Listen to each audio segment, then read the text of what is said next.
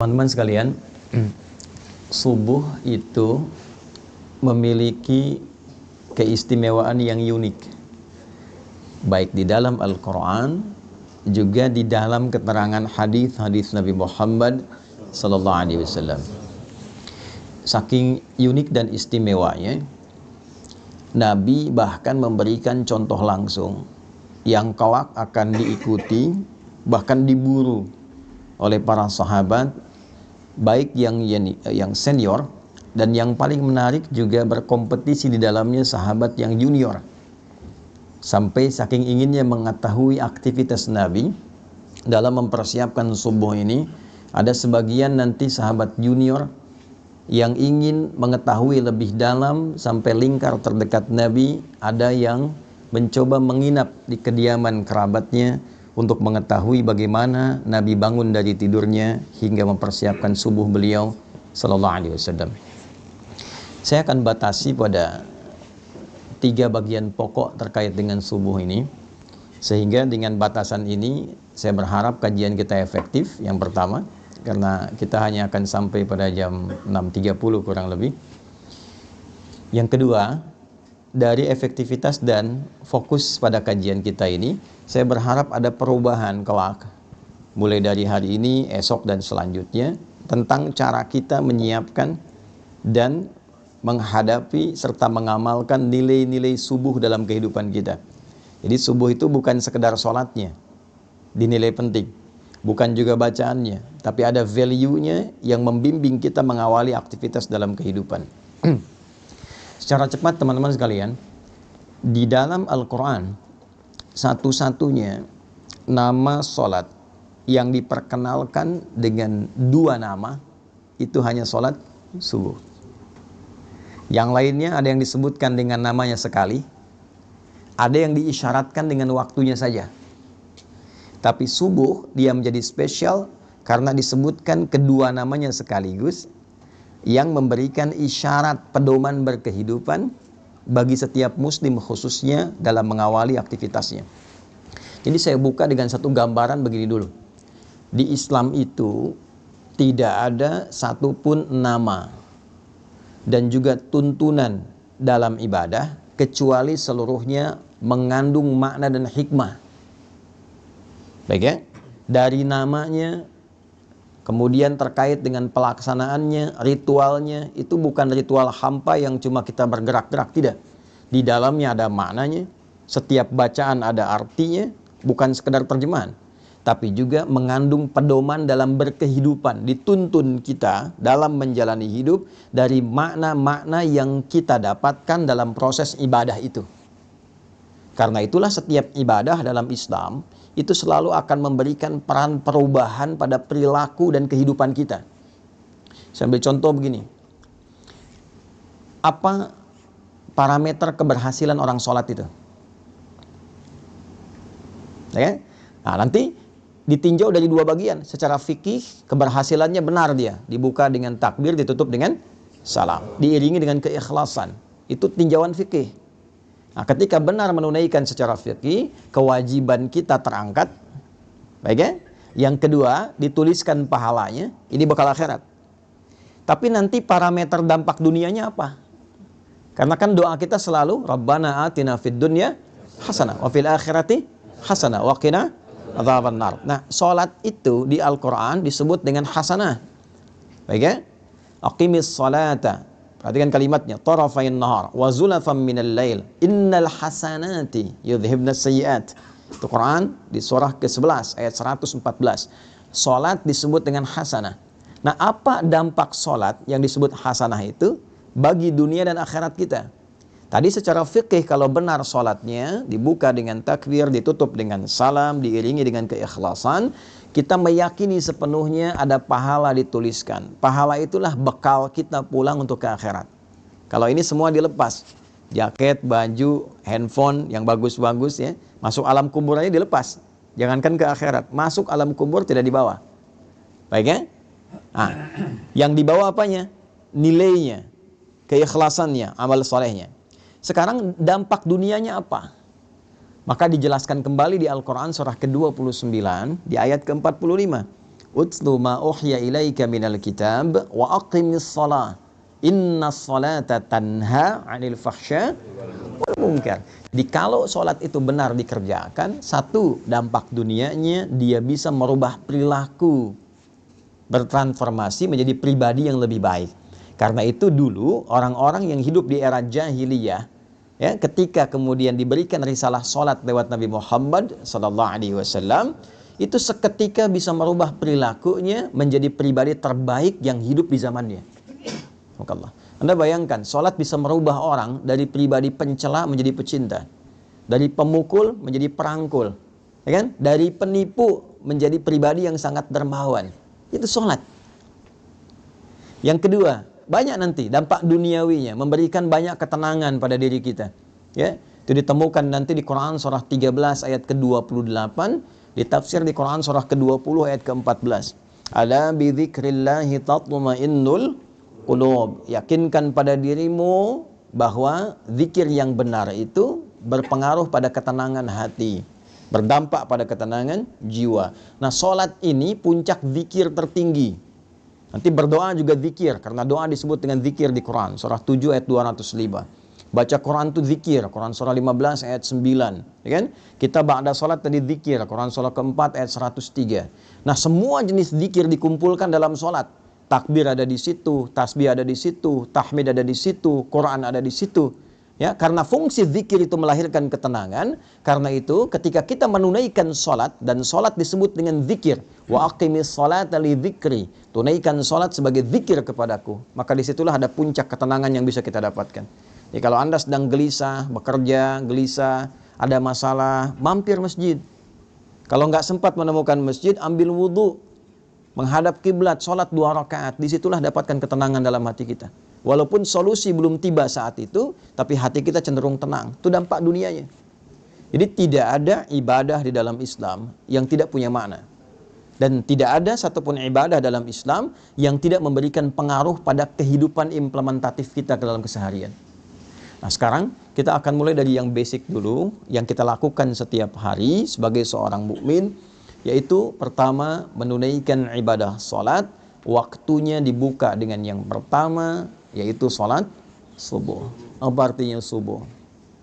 Itu dulu. Jangan-jangan selama ini sholat subuh tapi kita belum mengetahui artinya subuh. Yang kedua, dia punya nama yang kedua lagi diperkenalkan dalam Al-Quran, tadi yang saya bacakan. Ya, contoh Quran surah ke-17 di ayat ke-78. Ia juga disebut dengan Fajr. Aqimis salata liduluki syamsi ila ghasaqil laili wa qur'anal fajr. Inna qur'anal fajri kana mashhuda. Disebut dengan subuh di Quran surah ke-81 At-Takwir di ayat ke-18. Was-subhi idza tanaffas. Baik. Teman-teman, Bapak Ibu sekalian, subuh, saya ulangi, subuh di dalam bahasa Arab itu seakar dengan kata asbah. Asbah itu asalnya sesuatu yang sudah siap, rencana yang sudah matang. Asalnya bila Anda memiliki agenda yang tersusun rapi, yang siap Anda eksekusi, yang siap Anda jalani, itu orang Arab akan bertanya begini, kaifa asbaht? Nah, bagaimana kabarmu di subuh ini? Maksudnya bukan bertanya keadaan kita semata. Beda dengan kaifa haluk, apa kabarmu dia? Nah, tapi dia bertanya bagaimana keadaanmu di pagi ini? Apakah sudah siap dengan rencana-rencana yang siap kau kerjakan? Baik kan?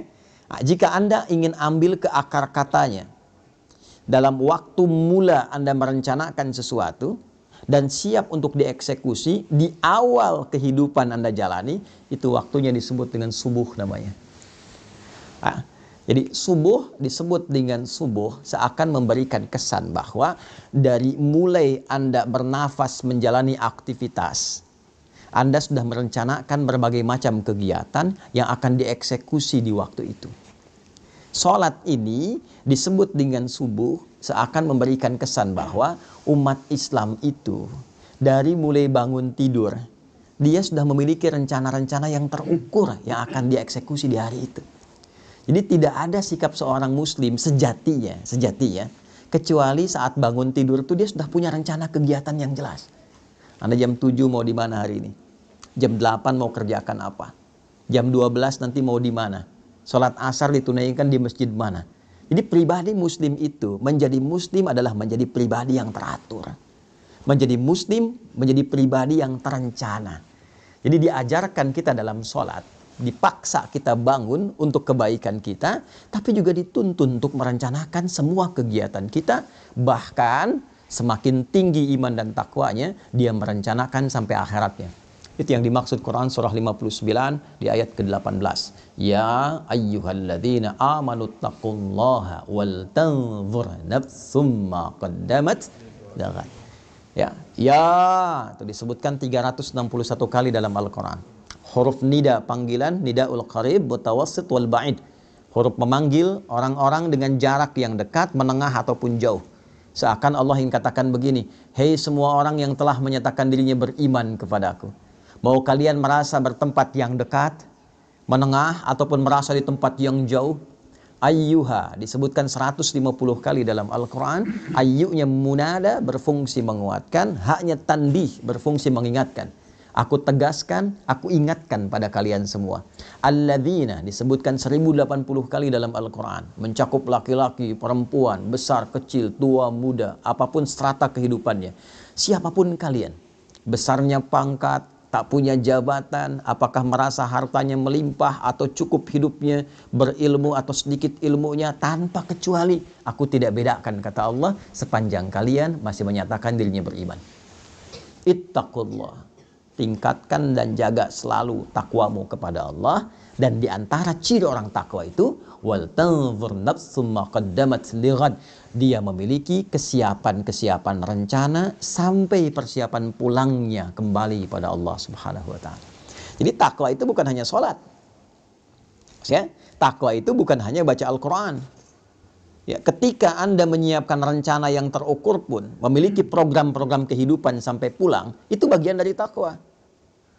Nah, saya tanya begini, siapa yang pengen ke surga? Angkat tangan boleh. Nah, ya. Yang surganya Firdaus. Nah, Masya Allah. Dah turun dulu. Yang merasa sudah cukup amalan untuk ke Firdaus. Boleh angkat tangan. Nah, sampai batuk tuh. Yang merasa amalnya masih sedikit. Yang merasa banyak salah, angkat tangan. Tuh, ya. Boleh aneh ya. Nabi Adam itu salahnya satu. Keluar dari surga. Anda salah banyak pengen masuk. Nah, bagaimana memplanning itu? Menyiapkan rencana yang positif sampai kita mendapatkan rahmat Allah. Jadi rumusnya kan turunkan jenis surganya di Al-Quran. Ada 8 jenis. Dari Firdaus sampai ke surga yang standar biasa. Tapi mohon maaf, standarnya pun tetap surga. Itu turunkan karakternya bagaimana, amalannya apa saja. Tekuni itu dengan profesi kita di bumi. Sampai kita mendapatkan hasilnya. Itulah subuh. Misal, Anda menginginkan surga Firdaus. Karakteristik penghuni surga Firdaus dan amalannya itu ada misalnya di Al-Quran surah ke-23 ayat 1 sampai dengan 9. Sampai Anda menemukan kalimat ulaika humul warithun alladzina yarithunal firdausa hum fiha khalidun. Ada orang-orang calon penghuni surga Firdaus yang sedang berpetualang di bumi. Nah, siapa mereka itu? Nah, balik ke atas, qad aflahal mu'minun. Ciri pertamanya dia punya iman yang kuat. Alhamdulillah. Ada amana, amanu, yu'minun, mu'minun, beda. Amana, amanu baru standar keimanan. Perlu dilatih amal soleh terus ditingkatkan. Karena itu ketika amanu dibuka lagi dengan amal soleh, dibuka dengan puasa, dibuka dengan sholat dan seterusnya. Ya, wal asr, innal insana lafi khusr illa alladzina amanu wa amilus salihat. Ya, maka dipacu lagi dengan amal soleh. Naik nanti yu'minun. Ya, iman yang konsisten dijaga terus. Alladzina yu'minuna bil ghaibi wa yuqimunas, latihan dia. Setelah merasa nikmat, merasa imannya kuat, ya cirinya salah satunya jangankan yang fardu, ketinggalan yang sunnah saja sudah gelisah itu. Dia berubah jadi mukminun. Karena itu kualitasnya beda. Kalau amana, amanu baru sekedar sholat. Yang penting terpenuhi kewajiban. Kalau sudah mukminun, dia ingin memastikan sholatnya terasa nikmat dan khusyuk. Alladzina hum fi sholatihim khashi'un. Maka Anda boleh menjadi pengajar, boleh menjadi pebisnis, boleh menjadi diplomat, birokrat, tapi dalam saat yang sama, kalau ingin Anda punya rencana ke surga Firdaus, jaga waktu sholat Anda dan tunaikan dengan khusyuk. Firdaus. Kalau sholat biasa, mungkin khusyuknya standar. Tapi pengen ke Firdaus, berusaha terus selama hidup dalam level kehusyuan yang tinggi yang mampu kita lakukan. Ya, walladzina hum 'anil lagwi mu'ridun, yang enggak penting-penting tepikan. Nah, itu dibuat rencananya secara terukur. Kita tuh punya visi panjang loh, bukan cuma dunia. Sampai akhirat, akhiratnya turunkan, jadikan panduan berkehidupan. Nah, itulah yang dimaksud Quran. Surah ke-81, ayat 18. Wasubhi idza tanaffas. Dan aku bersumpah, kata Allah. Pakai kosam tuh. Demi waktu subuh yang mengiringi setiap nafas yang keluar, yang baik, yang dengan itu keluarlah produktivitas amal soleh setiap makhluk. Allah kasih contoh. Maaf, setiap subuh itu diberikan semua contoh kehidupan kita. Tumbuhan, nafas pertamanya keluar oksigen. Ya, dia serap karbon dioksida, dia keluarkan oksigen pagi hari. Saya waktu di Utrecht di Belanda itu, setelah ada sesi mengajar itu, saya tinggal di satu flat apartemen. Itu depannya itu bagus sekali, hutan lindung yang terjaga, sehingga udaranya bagus. Saya ingin buktikan bagaimana ayat ini bisa terasa dalam fenomena alam. Saya keluar kurang lebih 2-3 menit sebelum waktu subuh. Itu udara yang terasa, masih terasa karbon dioksidanya, belum segar. Tapi begitu masuk waktu subuh, wasubhi idza tanafas, ganti. Oksigen mulai muncul, segarnya mulai muncul. Jadi Anda bisa bayangkan, tumbuhan saja dimulai waktu subuh, dia sudah punya rencana yang terbaik untuk memberikan manfaat dalam kehidupan. Ayam subuh sudah berkokok, kan? Binatang, angin, subuh, sepoi sudah bertasbih. Jadi Anda bayangkan makhluk yang tidak dihisab. Dia punya rencana strategis dalam hidupnya dan sudah memberikan manfaat di awal aktivitasnya. Saya, Anda, kita. Yang jelas dihisab dari ujung kepala sampai ujung kakinya. Yang menginginkan berada di surga Firdaus di awal masa transit sampai tinggalnya di akhirat nanti. Maka ditanya oleh Allah, tanya balik tuh. Apa yang kau siapkan? Rencana apa yang kau punya? Di awal bangunmu, di awal nafas kehidupan yang engkau akan jalani. Jangan-jangan tumbuhan yang tidak dihisab memberikan manfaat, manusia yang dihisab justru belum punya rencana manfaat yang bisa ditebarkan dalam kehidupan. Maka kita diajarkan dari awal. Ya, saking pentingnya rencana-rencana yang baik ini, maka Al-Quran meminta kita menyiapkan bahkan sebelum subuhnya. Ya, saya mulai dari hadis Abu Daud, nomor hadis 1367, nanti diriwayatkan oleh sahabat mulia yang junior, namanya Abdullah, anaknya dari paman Nabi SAW Abbas bin Abdul Muttalib radhiyallahu ta'ala anhu. Perhatikan kalimatnya, beliau meriwayatkan, dan riwayat ini sangat penting, dari 2000 riwayat yang pernah beliau sampaikan.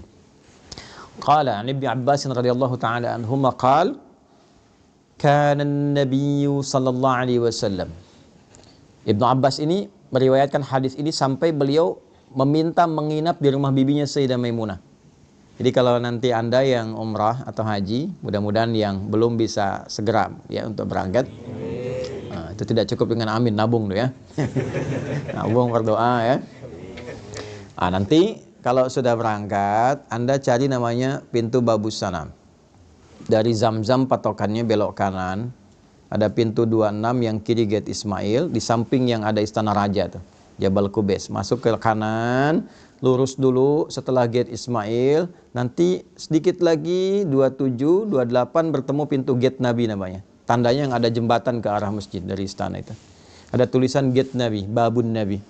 Disitulah kediaman Sayyidah Maimunah radhiyallahu taala anha, dan disitulah Nabi berkehidupan tinggal setelah Sayyidah Khadijah wafat. Ya, letak rumah Sayyidah Khadijah di depan yang pintu Marwah. Ya. Nah, di gate Nabi ini, beliau pernah tinggal di kediaman Sayyidah Maimunah. Ibnu Abbas kecil tinggalnya di samping pintu Babus Salam. Jadi kalau turun Babus Salam, gate Nabi, gate Ali, Babus Salam, turun, ada eskalator sebelah kiri dan kanan, tangga manual. Ada satu kursi warna merah tuh di depannya itu. turun ke bawah, ada tulisan Babus Salam. Babus Salam itu nanti sejajar, kalau tarik garis lurus ke Maulid Nabi, tempat lahirnya Nabi itu. Ya, jadi seakan-akan memberikan satu isyarat bahwa kita berislam itu ya menuju kepada Allah melalui petunjuk Nabi Muhammad Sallallahu Alaihi Wasallam. Saya pernah dengan kakak ngambil arah matahari terbit, itu begitu dipotret baru sadar kalau bayangannya itu tembus lurus langsung dari kediaman Nabi ke arah Hajar Aswad. Lurus, ya dulu waktu belum rame-rame seperti sekarang. Nah, saya mau katakan cepat, itu dari pintu itu saya mau ilustrasikan, ya, mengarah ke sofa nanti, rumahnya Arqam bin Abi Arqam, anak muda usia 17 tahun, yang dalam riwayat salah satunya menyebutkan orang yang ke-17 masuk Islam, diajak oleh Sayyidina Utsman bin Affan radhiyallahu taala anhu, dari 40 orang awal yang masuk Islam. Disebut dengan generasi awal as-sabiqunal awwalun. Anak ini, anak bungsu, sudah disiapkan oleh orang tuanya untuk mengabdi kepada Islam dengan mendalami pengetahuan. Jadi anak pertamanya Fudail dikhususkan melayani Nabi, jadi asisten Nabi. Kelak ketika Nabi akan meninggal, Fudail lah yang membawakan air wudhu untuk Nabi. Saat berwudhu, kemudian beliau sudah selesai dan wafat kemudian hari ya di pangkuan Sayyidah Aisyah radhiyallahu taala anha. Adiknya yang bungsu ini yang disiapkan oleh ayahnya untuk mendalami Islam, khusus terkait dengan Quran dan kepribadian Nabi. Jadi mohon izin saya sedikit dalamkan ya. Ini pesan bagi kita, kalau sudah berkeluarga, disiapkan. Jangan hanya sekedar menyatu, punya keturunan, disekolahkan, tidak, siapkan. Ini anak pertama mau jadi apa? Anak kedua kemana arahnya? Anak ketiga seperti apa? Sehingga melengkapi visi dan kebahagiaan yang disiapkan di kehidupan keluarga itu. Jelas. Sampai ke akhirat bergandengan tangan, dibawa semua. Menghadap Allah dalam kebaikan. Itu ada konsepnya di Quran, surah ke-13, ayat 23 sampai 24. Kalau Anda bisa menyiapkan begitu, itu disambut oleh malaikat saat masuk ke surga. Di semua pintu surga. Ya, nanti di akhir saya tajamkan itu. Nah, Abdullah bin Abbas ini selalu disingkat dengan Ibnu Abbas. Ya, perhatikan, ini di ilmu sanad ya. Kalau ada ayah, ibu mendidik anaknya dengan baik sampai dekat dengan Allah, itu kalau di ilmu hadis dibuang nama anaknya, dilekatkan nama orang tua diwakili ayahnya. Misal, namanya Abdullah, bapaknya Abbas. Diisyaratkan dengan ibnu, anak laki-laki, Abbas. Abdullahnya dibuang. Untuk memberikan kesan bahwa setiap yang dilakukan oleh anak yang sifatnya baik, mau dia sholat, baca Quran, mau dia beramal kebaikan apapun, sepanjang pernah dididik oleh orang tuanya, maka semua yang dia kerjakan mengalir pahala dan kebaikannya pada kedua orang tuanya. Ibnu Abbas radhiyallahu taala anhuma, hadis ini diriwayatkan oleh Ibnu Abbas. Jadi kalau saya bacakan hadis ini, Anda yang dengar sekian banyak, live ribuan orang misalnya tonton, itu satu hadis ini dari ribuan orang yang menyimak mengalirkan pahala untuk Abbas dan juga istrinya dan keluarga besarnya. Bayangkan. Beliau mengatakan, kana Nabiyyu sallallahu alaihi wasallam, adalah kebiasaan Nabi sallallahu alaihi wasallam. Idza staiqadha min naumihi, jika beliau bangun dari tidurnya, fajalasa, beliau duduk terlebih dahulu. Nah, ini sunnah. Jadi bangun tidur terus duduk ya, bukan mandi. Nggak ada orang tidur bangun langsung mandi. Ayo yang guru-guru di Slit ya, diajarkan lirik yang sesuai hadis tuh bagus. Bangun tidur terus duduk. Kemudian duduk dulu tenang. Kemudian wa masaha biyadihi min athari naumi. Beliau menghilangkan bekas ngantuknya dulu dengan bagian tangan yang diduga bersih. Hilangkan dulu ngantuknya. Ya, ini penting kalimat ini karena nanti ada hadis. Kalau Anda bangun tidur, cuci dulu tangan Anda karena Anda tidak tahu tangan itu berkelana kemana saat tidur. Ya, dalam situasi yang khusus. Tapi situasi yang umum, yang bersihnya, hilangkan dulu bekas ngantuknya. Nah, supaya Anda berdoa dalam keadaan sadar. Jadi bukan berdoa dalam keadaan ngantuk. Ya, sadar. Di Islam itu, wahyu pertama turun, Anda masih ingat gak? Apa bunyinya? Iqra. Baik, Iqra. Tapi tidak jarang orang melihat proses mendapatkan Iqra itu. Teman-teman, Nabi itu menerima wahyu seluruhnya dalam keadaan sadar dan terjaga. Ya, mau saya katakan begini. Ya, itu kan malaikat meluk kan? Ya kan? Di Gua Hiro kan, sendirian Nabi dipeluk oleh malaikat, menyamar jadi laki-laki, dikatakan Iqra. Saya tanya gini lah, kalau Anda sedang sendirian di luar, tiba-tiba ada yang meluk dari belakang. Iqra. Perasaan Anda gimana? Ngeri ya? Nabi stabil, Nabi tidak pingsan. Nabi kuat menerima itu dan diterima dalam keadaan sadar. Artinya apa? Seluruh apa yang diajarkan oleh Nabi bukan hanya dibimbing dan dikuatkan oleh Allah, tapi dipastikan dengan ikhtiar yang baik, yang sempurna, yang terukur. Tidak ada satu bacaan pun yang diajarkan Nabi dalam keadaan beliau tidak sadar, itu nggak ada. Ya, jadi kita baca doa itu, pastikan dulu, sempurna dulu keadaan diri kita, siapkan dengan baik. Jangan sampai alhamdulillahilladzi ahyana ba'da amatana, amatannya panjang, amatana dah, walaihin nusyur gitu ya. Bangunnya jam 3, sadarnya jam 6 gitu ya. Itu. Nah, siapkan. Setelah itu, nah ini poinnya. Yang kita tahu kan baru doa tadi ya. Sekarang perhatikan hadisnya.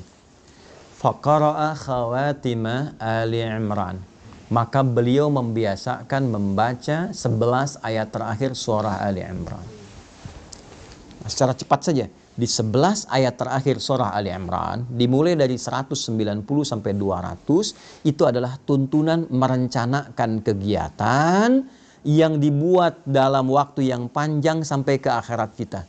Inna fi khalqis samawati wal ardi wa ikhtilafil laili wan nahari la ayatin liulil albab. Sungguh tancapkan pada hatimu yang paling dalam, jangan sampai ragu. Kalau kita ngaji agak dalam sedikit.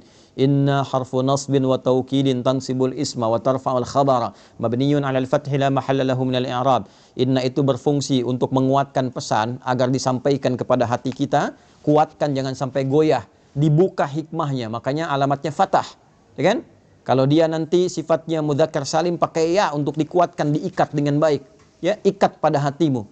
Sungguh tancapkan pada hatimu yang paling dalam, di balik hikmah penciptaan langit dan bumi dan seluruh kegiatan berganti siang dan malam, ada orang-orang yang paham substansi kehidupan. La ayatil liulil ulul albab, itu yang mengerti esensi hidup. Paham. Nih, Anda mesti mengerti Anda kesini untuk apa. Anda ngajar mau cari apa? Anda bekerja untuk apa? Ya, ada orang-orang yang saking pahamnya kalimat, baru disebutkan satu kata dia mengerti arahnya mau kemana itu. Itu ulul albab namanya. Lub. Ya, tahu kelapa. Kelapa itu kan ada luarnya ya, kulit, ada serabutnya, ada batoknya, ya kan? Ada kemudian di dalam dari daging luar ada yang paling dalam yang enak tuh, yang halus lembutnya, itu lub namanya, lub. Ya, ada orang-orang yang mengerti ketika mau beli kelapa dia ketok-tek, ya, dia untuk apa? Dia tahu isinya mana yang bagus tuh. Yang nggak tahu lihat kulitnya aja, kalau hijau besar bagus ambil, ternyata dalamnya kurang enak, gitu kan? Nah, itu ada orang yang demikian, dia nggak ngerti kehidupan. Yang penting makan, minum, tidur, selesai. Ya, gitu lagi. Habis bangun, bangun lagi. Habis tidur, bangun lagi. Bangun, tidur lagi. Makan, tidur, bangun, selesai. Ya, ada yang demikian. Nah, itu serabut.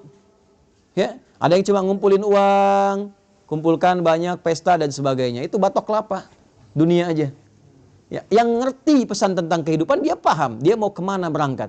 Anda dari Indonesia mau ke Jepang, Anda siapkan bekal, Anda nabung dan sebagainya. Anda akan tinggalkan dunia, pindah ke alam baru. Tabungan Anda apa? Persiapan Anda apa? Kan? Makanya orang-orang yang paham esensi kehidupan, itu jadi tanda bagi dia, semua yang terjadi, seluruh aktivitas dia, itu tanda positif bagi dia untuk menyiapkan bekal kembali pada Rabbnya. Alladzina yadhkuruna Allaha qiyaman wa qu'udan wa 'ala junubihim wa yatafakkaruna fi khalqis samawati wal ard. Maka tafakur itu adalah meruntutkan ya segala jenis aktivitas, disusun dari awal secara sistematis. Kalau belajar dari akibat disebut tadabbur namanya. Menganalisis disebut dengan tanadzur. Tapi tafakkur dari kata tafakkara yatafakkaru. Ya, mengambil semua rencana kegiatan, disusun dengan rapi, ya, dimitigasikan untuk dipraktekkan. Jadi ada orang-orang yang menjalani kehidupan yang seluruh aktivitasnya tersusun rapi kata Allah. Ya, apapun itu, di siang dia punya agenda, di malam dia punya agenda, dan dahsyatnya dia siapkan itu bersamaan dengan zikir mengingat Allah Subhanahu wa taala.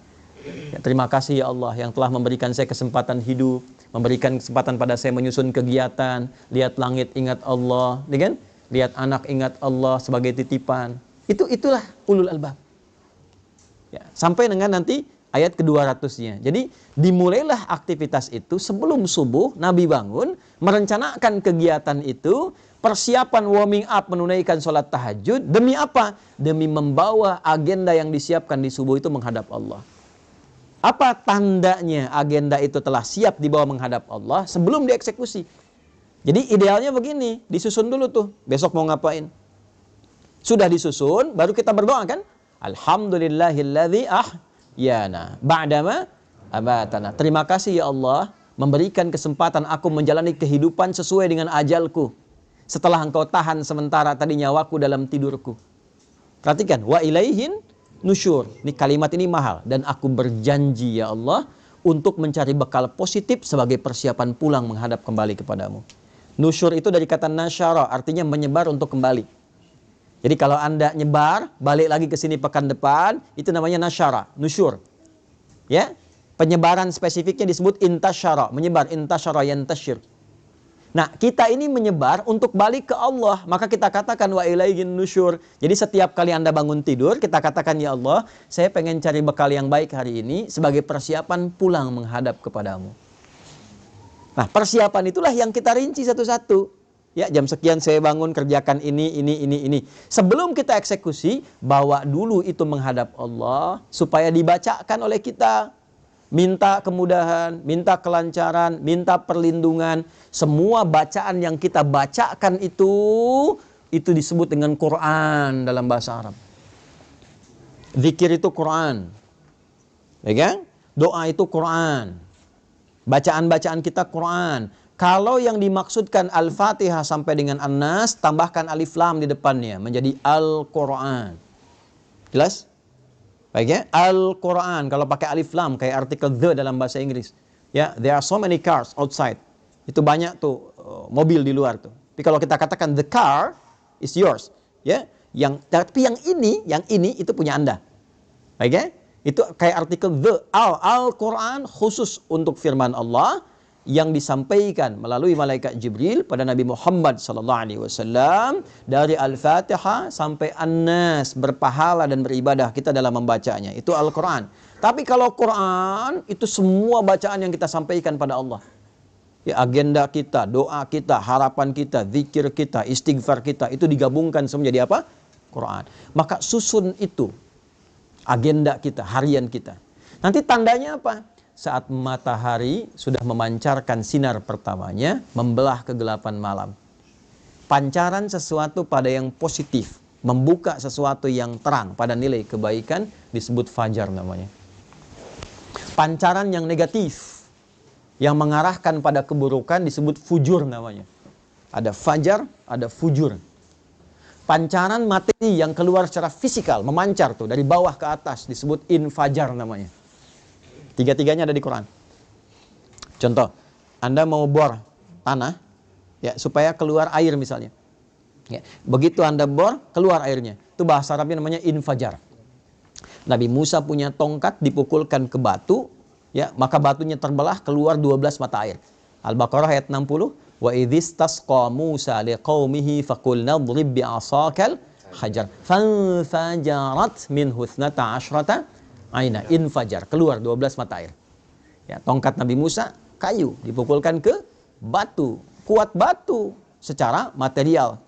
Tapi ketika tongkatnya mukjizat dipukul batunya yang belah.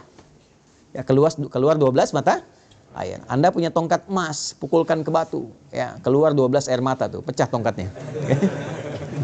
Nah, fujur itu pancaran negatif yang keluar dari nafsu nih. Jadi ada takwa, pancaran positif, ada fujur, pancaran negatif. Ya, provokatornya setan. Kalau takwa, supporternya malaikat. Nanti malaikat disebutkan 88 kali, setan disebutkan 88 kali. Quran surah 91 ayat 7 sampai 10, wa nafsin wa ma sawwaha fa'alhamaha fujuraha wa taqwaha. Allahu akbar. Jiwa takwa aktif. Sudah adzan ya? Enggak terdengar adzan, tetap aktif. Subuh siap-siap. Besok jam sekian. Ya kan? Tapi begitu Anda sudah siap, adzan terdengar, selesai adzan, nah jiwa fujur muncul lagi. Tenang baru adzan. Belum qomat, ya kan? Waktunya masih panjang, pernah begitu? Nah, itu fujur namanya. Itu kan pancaran dari tubuh kita memancar tuh. Nanti keluar dari sini itu aktif juga. Begitu keluar lihat tuh kan, sepatunya bagus yang itu ya. Aktif itu. Ya, nah itulah perjuangan kita ngontrol itu. Nanti pancaran keburukan disebut fujur, pancaran kebaikan secara material fisik bendanya ada disebut dengan infajar. Tapi kalau memancar sesuatu, membuka celah kebaikan, membuka sebuah terang, ya, memberikan dorongan-dorongan positif untuk memulai satu aktivitas, disebut fajar namanya. Maka diperkenalkanlah kemudian waktu ini selain subuh, waktu kita membawa agenda, datang kepada Allah, tandanya apa? Fajar. Matahari sudah mulai memancarkan sinar pertamanya, membelah kegelapan malam sebagai tanda aktivitas akan dimulai. Maka bacaan-bacaan Quran kita dibawa di waktu itu menghadap kepada Allah untuk minta petunjuk, kemudahan, kelancaran, dan keberkahan. Itulah yang dimaksud Quran surah 17 ayat 78. Aqimis salata liduluki syamsi ila ghasaqil laili wa qur'anal fajr. Bukan wal Quran, tapi wa qur'anal fajar. Kenapa di situ fajar itu diikuti dengan Quran? Padahal bisa Allah mengatakan begini, aqimis sholata liduluki syamsi ila ghasaqil laili wal fajri. Selesai. Kenapa ada Qurannya? Untuk menunjukkan keistimewaan khusus yang melekat di waktu subuh. Jadi jangan biarkan subuh itu menyendiri dengan penunaian sholat saja. Agenda Anda bawa. Ya, harapan-harapan bawa dalam subuh. Makanya ada orang yang nunggu subuh sambil istighfar. Ya. Waktu singkat menjelang subuh itu namanya sahar. Tadi saya baca di Quran rakaat kedua, Quran surah 51 ayat 18. Wabil ashari hum yastaghfirun. Ada orang-orang calon penghuni taman surga yang kebiasaannya nunggu subuh sambil istighfar. Salah satu amalnya. Istighfar sambil subuh. Nungguin enak tuh. Tiba-tiba muncul subuh. Ya saking pengennya, dia dekat dengan waktu subuh, tak ketinggalan, dia istighfar terus. Datang, dia sudah siapkan agenda. Jadi menghadap Allah itu bukan sekedar kita datang menunaikan sholat, ya itu penting. Menggugurkan satu kewajiban. Selesai. Tapi kalau kita ingin dapat manfaat yang value-nya dibawa ke kehidupan dunia, bawa agenda kita yang kita siapkan, bahkan dari malam. Bawa, siapkan, disitulah kemudian kita sujud, minta sama Allah. Ya Allah mudahkan urusan saya, lancarkan hidup saya, lindungi saya di sini sampai selesai tugas saya, jadikan keluarga saya 1, 2, 3, 4. Itu bukan sekedar bacaan biasa, karena seluruhnya langsung disaksikan oleh Allah dan seluruh malaikat yang bertugas di semesta. Inna Qur'anal fajri kana masyhuda. Yakinkan pada dirimu bahwa seluruh bacaan-bacaan yang disampaikan di waktu fajar itu dipersaksikan. Kata Nabi, atau kama qala sallallahu alaihi wasallam, inna malaikatal laili wa malaikatan nahar tajtami'u fi waqtil fajri. Atau kama qala sallallahu alaihi wasallam, malaikat yang bertugas di malam hari dan bertugas di siang hari seluruhnya berkumpul di waktu fajar untuk menyaksikan apa yang kita mohonkan kepada Allah. Itu bedanya. Makanya Nabi itu selalu mendorong tuh. Ayo. Ya Allah berkahi umatku yang memanfaatkan waktu awal fajarnya. Ya, pernah dengar Abdullah bin Abi Umi Maktum? Pernah dengar? Abdullah bin Abi Umi Maktum? Ya, saya persingkat sampai di sini. Perhatikan, beliau sahabat senior, fisiknya terbatas, pandangannya terbatas karena nggak bisa melihat, keadaan rumahnya terbatas, jaraknya dari masjid tidak terlalu dekat. Tapi beliau pribadi ahli masjid, senang i'tikaf. Zuhur ke asar yang i'tikaf, asar ke maghrib yang i'tikaf. Ya, maghrib ke isya i'tikaf. Problemnya subuh. Karena jarak isya ke subuh, ya itu juga cukup jauh. Masjidnya tidak sebaik seperti yang kita dapatkan di masjid kita sekarang. Alasnya tanah. Atapnya tadinya kosong, terus ditutup oleh daun-daun kurma. Batangnya pelepah kurma. Ya. Tingginya itu sekitar sab'ina dzira'. Sab'ina dzira' itu berarti 3,5 meter ke atasnya. Ya, jadi kalau masuk ke Masjid Nabi pada waktu itu pas di atas kepala sedikit, tangan bisa pegang. Ya kan? Nah, yang paling menarik teman-teman sekalian, dalam situasi itu beliau masih pengen i'tikaf, datang di awal waktu subuh. Cuma karena nggak bisa, datang ke Nabi begini. Ya Rasulullahi, atau kama qala aliyya rukhsah. Ya Nabi, saya senang ke masjid. Saya pengen jadi ahli masjid. Cuma saya terbatas. Jarak rumah ke masjid tidak terlampau dekat. Mata nggak bisa lihat. Ya, subuhnya juga tidak mudah. Boleh nggak saya punya rukhsah, keringanan, supaya menunaikan subuhnya di rumah?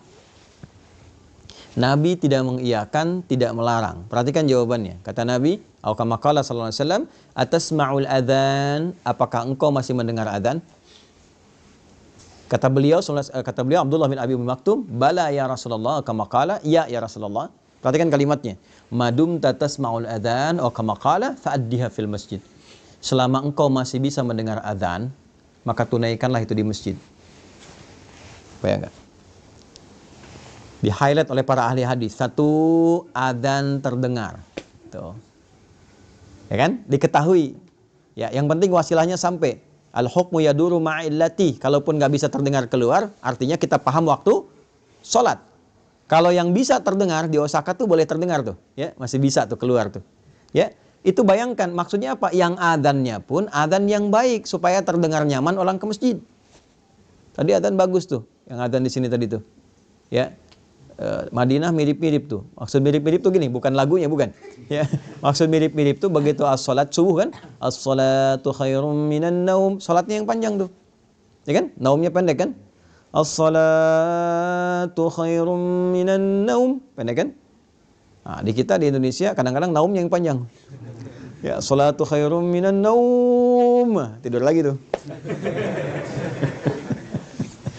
Ya. Nah, saya mau balik tuh. Satu, adzan, atau kalau kita tidak dengar adzan seperti sekarang, sepanjang beriman, catat waktu sholat. Itu ada di Quran surah keempat ayat 103. Inna sholata kanat 'alal mu'minina kitaban mauquta. Kalimat bebasnya, orang beriman itu tahu waktu sholat.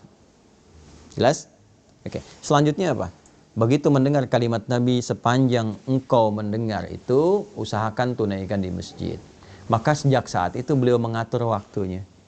Bayangkan, tidak punya penuntun, jalan meraba ke arah masjid, datang di awal waktu di masjid yang kondisinya tadi saya uraikan. Anda bisa bayangkan, sejak saat itu bahkan adzan subuh itu haknya menjadi Abdullah bin Abi Ummi Maktum, milik Abdullah bin Abi Ummi Maktum radhiyallahu taala anhu. Jadi Bilal itu naik menjadi adzan pembuka. Bilal adzan pembuka sebelum subuh tiba untuk mengingatkan siap-siap waktu subuh. Sejak peristiwa itu, saking pentingnya subuh. Saking pentingnya. Setelah itu Abdullah bin Mas'ud radhiyallahu taala anhu baca Quran 50 ayat sebagai persiapan bagi masyarakat. Ayo siapkan agenda, siap-siap ke masjid, waktunya penting, mohon sama Allah. Baru setelah itu Abdullah bin Abi Maktum itu adzan, sahabat semua sudah ada di masjid. Itu yang menjadikan mereka dengan seluruh aktivitasnya sampai sekarang dikenang sukses apapun aktivitas mereka dan profesi mereka. Tidak ada satupun sahabat yang hidup di muka bumi ini dengan semua kegiatannya kecuali mereka sukses dan bahagia. Silahkan Anda cek profil mereka banyak sekali. Makanya bacanya tuh diperdalam lagi. Baca sirah, kajiannya ditambah supaya motivasi. Jangan yang aneh-aneh. Ya, Anda misalnya kan pelajar nih. Dari pelajar itu keluarkan ayat-ayat tentang ilmu, hadisnya apa. Lihat profil sahabat yang fokus di bidang ilmu.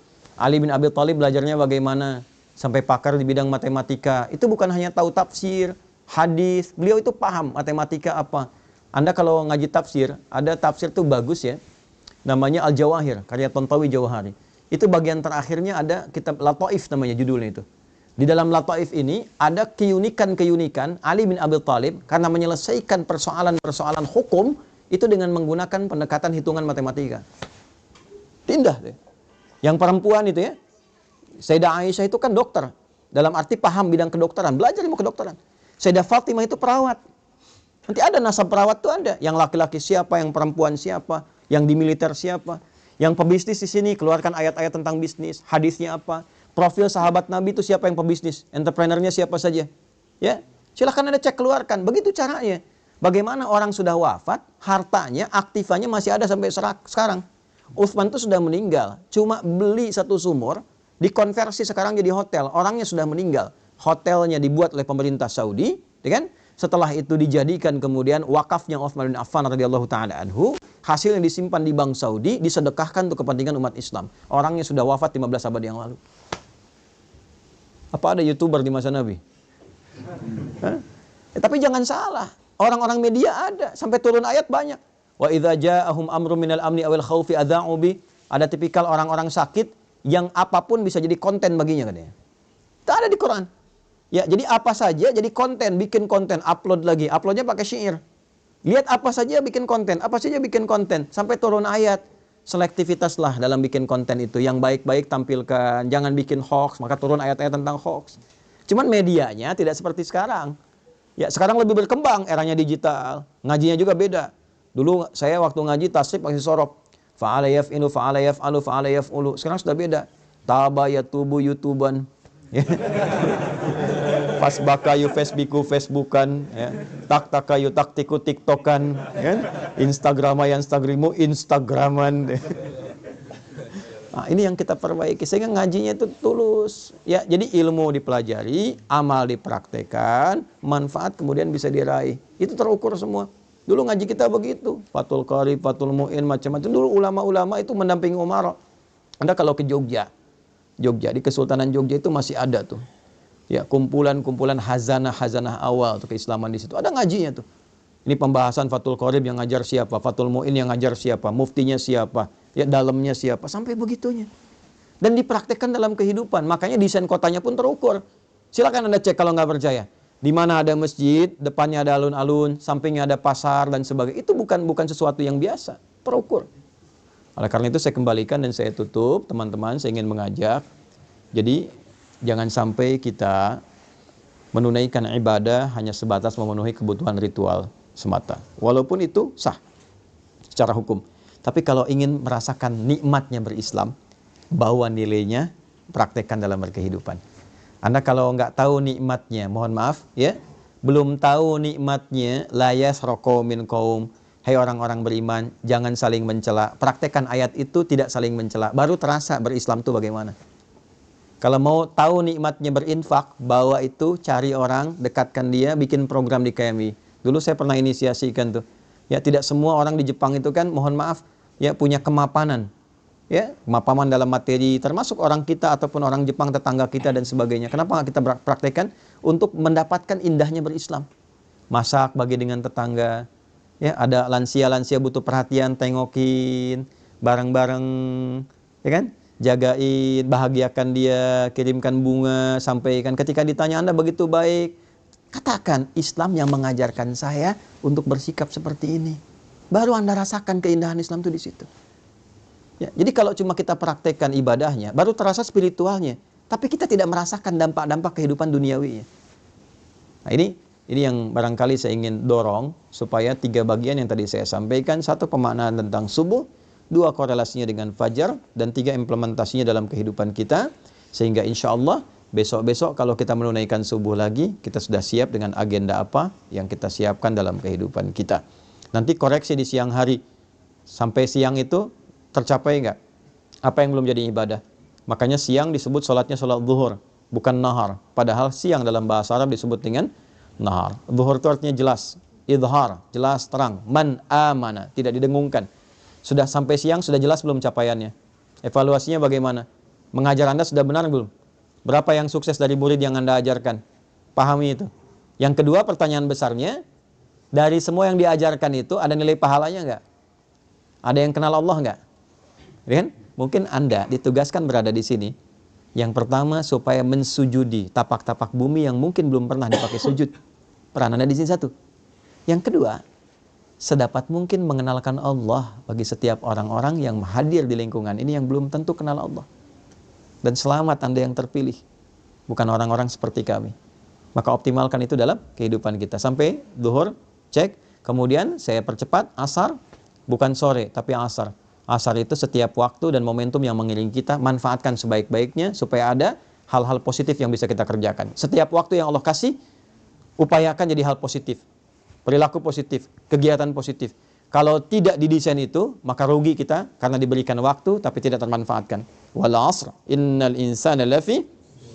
Insan disebutkan kurang lebih 65 kali di Quran, menunjuk pada totalitas manusia dalam beraktivitas. Kata Allah, manusia yang beraktivitas tapi tak mampu memanfaatkan waktu yang saya kasih, maka itu orang-orang yang rugi karena tak mampu mengkonversi waktu itu menjadi nilai positif.